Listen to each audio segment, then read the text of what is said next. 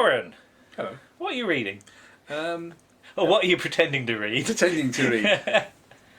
Terror of the Autons. Terror of the Autons. Terror of the Autons. Now, I thought we just could spend a few useful minutes talking about books versus TV versions. And I selected Terror of the Autons mainly because the front cover is memorable and utterly unlike what's on the TV. Yeah, you're right. If you pass the book over, I'll find you some pictures. But as a kid, I think you read a lot of these books before you saw the TV version. I think The only access we got to previous stories is through Targets, and Terence, marvellous work of Terence Dicks to produce these little mini masterpieces. I mean, Terence was never afraid of tidying a story up and making changes and making it more dramatic. You and mean more... hacking it to pieces and rewriting it? Sometimes that was necessary.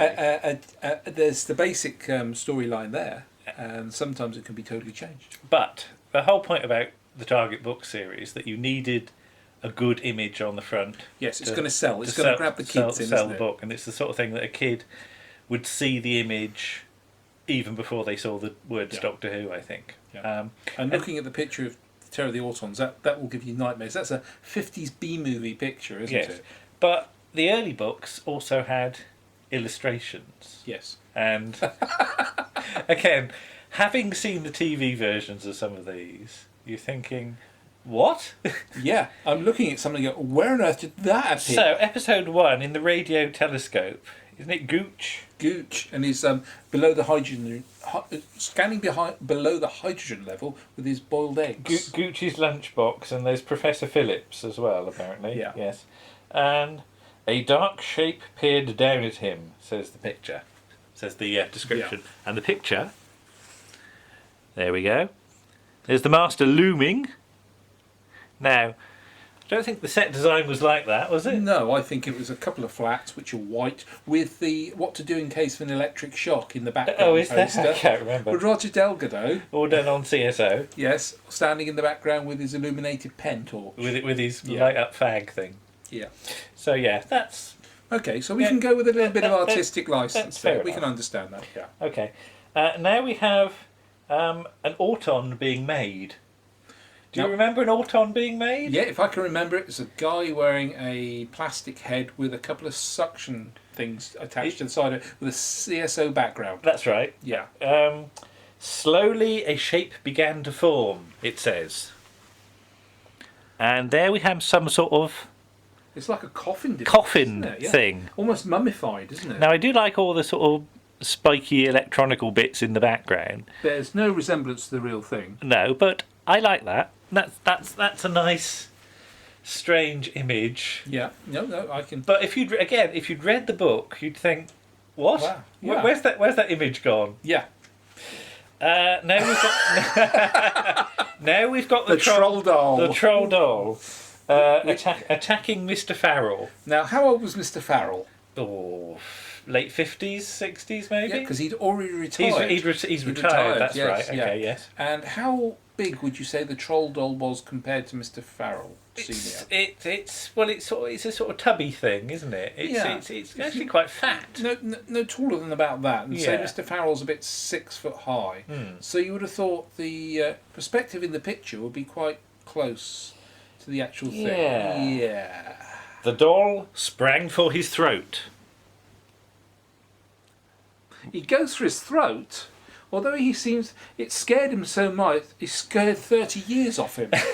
He does some good leg acting though. Oh, When you actually get to the death scene, don't you? Now then, Z-Cars territory, Warren. Oh, marvellous Now, Z-Cars. Have you ever known a policeman's face fall off when you were Constantly. driving along? Constantly, it happens quite a lot. Okay, do they keep their hats on? They do. They do. They do. The policeman's face peeled away in his hand. There we go. There's an arresting image. How does it work on the telly? Well, it's like he's in the room. Now, yes, okay, we can take the pee, but now The flex wound round the Doctor's throat. Yeah, but if you notice in I like picture, look at this one. This the is graph, brilliant. there's life support. Now, as John Pertwee got a graph of the ratings in the background, and you said this was what was it? A bottle of gin. Bottle of gin in the background. It's not actually. It's a bottle of acid. But if you notice, John Pertwee's actually throttling himself in some sadomasochistic way because he has hold of both ends and he's pulling them tightly. he's doing his knot tying. Oh, I see. Is that what he calls it? It's his, Don't come in, Joe. I'm doing my knot tying. It's his navy. It's his navy knots. I bet it is. Right, here we go. You ready for this? Oh, The materialisation of the Nestine consciousness. The Doctor had seen that terrifying shape before during the final battle of the first Nestine invasion. That's the tentacles coming out of the box. that scene. Yes. The thing in the pool of light had become even more solid. It crouched beside the radio telescope, dwarfing it. A many-tentacled monster, something between spider, crab and octopus. At the front of its body, a single huge eye glared at them, blazing with alien intelligence and deadly hatred. And as a kid, I always thought, how on earth did they do that on the telly? And I must admit, I was impressed with how they did it on the telly. And how did they do it on the telly, Warren? You described it as a silver marigold. But Yates is scared by it. He points at it and runs away. Yes. Yeah. But it's not just Terror of the Autons, is it? No. Dare the Daleks, you said. Dare the Daleks was the first thing we saw when we got the video. And I got you the Betamax. Got the via Betamax an officer. copy. An officer? An officer? Via an office. Via, one of those back pages of your magazines you yes, used to get. via an offer in Celestial Toy Room. Yes. Yes. Should we move on? Yes, all right. Should we It's a special offer. Should we go to the Dalek invasion of Earth? Well, do you want to talk about Dare the Daleks? All right, then go on then. Okay, what were you sort of imagining you were going to see? Especially with the invasion of the three Daleks at the end. Fantastic, isn't it? No, no, I'm speechless. You're speechless. No, the book offers so much more, doesn't it? You can get a map in the book. Yeah. Of Orderly or Austerly or Orderly House or wherever you say it, depending on which bit of paperwork you look at. It's very much, you're thinking this is going to be the culmination of a wonderful, almost filmic. Yeah, because it's a big battle between Unit and the Daleks. Yeah, there's Unit are outgunned.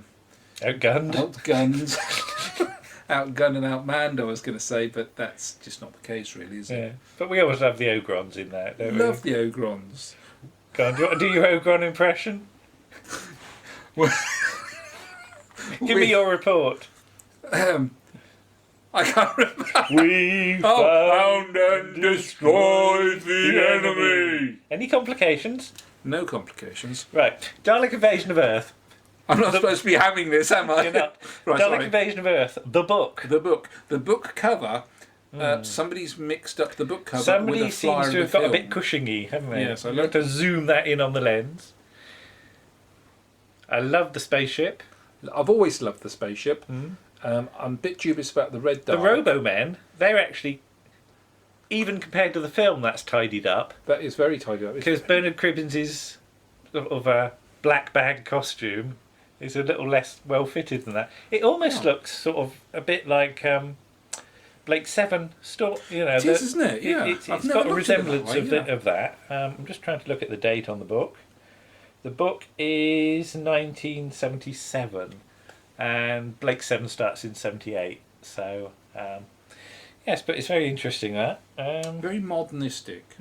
But I mean, I do love these. Futuristic, not modernistic. What the devil am I talking about? I do love these covers, though. Yes. It sells the book. Yes.